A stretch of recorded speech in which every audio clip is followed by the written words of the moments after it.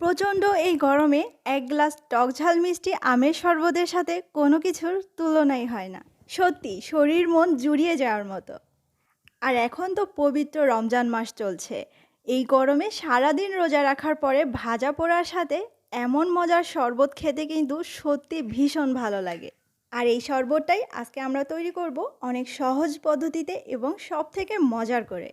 আমি এখানে 2টা কাঁচা আম নিয়েছি এবং আম খুব ভালো করে ধুয়ে নিয়েছি। আর তারপরে এর উপরের খোসাটা ছাড়িয়ে নেব। এই পরিমাণে আপনি 3 থেকে 4 জনকে সার্ভ করতে পারবেন। আমি উপরের খোসাটা ছাড়িয়ে মাঝখান দিয়ে কেটে নিচ্ছি আর ভিতরে যে বিচি থাকে এই বিচিটা ফেলে দিব। এবারে আমি ছোট ছোট টুকরো করে কেটে মেপে বলে দিচ্ছি কতটুকু পরিমাপে হলো, তাহলে আপনাদের সব উপকরণগুলো ঠিকভাবে পরিমাপ মতো অ্যাডজাস্ট করে দিতে সুবিধা হবে। এখানে আমার 1 কাপের অনেকটা বেশি হয়েছে, বলা যায় 1.5 কাপের মতো হয়েছে আম।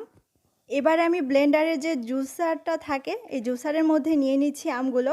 আর তারপর এর মধ্যে আমি 5 টেবিল চামচ চিনি দিয়ে দিচ্ছি। আম কতটা টক তার উপরে ডিপেন্ড করে এখানে আপনি চিনি অ্যাডজাস্ট করে নিতে পারেন, অর্থাৎ আপনি কতটা মিষ্টি খেতে পছন্দ করেন সেই অনুপাতে চিনিটা দিয়ে নেবেন। এখানে আমি হাফ চা চামচ ভাজা জিরার গুঁড়ো দিয়ে দিলাম। দিয়ে দিচ্ছি হাফ চা চামচ বিট লবণ এবং সাধারণ লবণ দিয়ে দিচ্ছি আর একটু। চাইলে পুরোটাই বিট লবণ দিতে পারেন। লবণটা অবশ্যই নিজের স্বাদ মতো অ্যাডজাস্ট করে নেবেন। এখানে আমি 2টা কাঁচামরিচ কুচি কুচি করে কেটে দিয়ে দিলাম।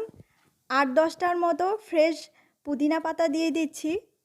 ধনে পাতা কুচি দিয়ে দিচ্ছি 2 চা চামচের মতো। হাফ কাপ ঠান্ডা পানি দিয়ে দিচ্ছি। তারপরে খুব ভালো করে এটাকে আমি মিহি করে ব্লেন্ড করে নেব। প্রথমেই বেশি পানি দিয়ে ফেললে অনেক সময় যেটা হয় যে খুব ভালোভাবে ব্লেন্ড করা যায় না, ব্লেন্ড করাটা মিহি হয় না। আমি এখানে 1 টুকরা লেবুর রস দিয়ে দিচ্ছি, আনুমানিক 1 চা চামচের মতো হবে। এ পর্যায়ে আমি ফ্রিজে ঠান্ডা পানি অ্যাড করে দিচ্ছি পরিমাণ মতো, অর্থাৎ পানির পরিমাপটা হচ্ছে আপনি শরবত ঘন বা পাতলা কতটা রাখতে চান সেই অনুপাতে। আমার মনে হচ্ছে আর একটু লবণ লাগবে, আমি একটু বিট লবণ দিয়ে দিচ্ছি।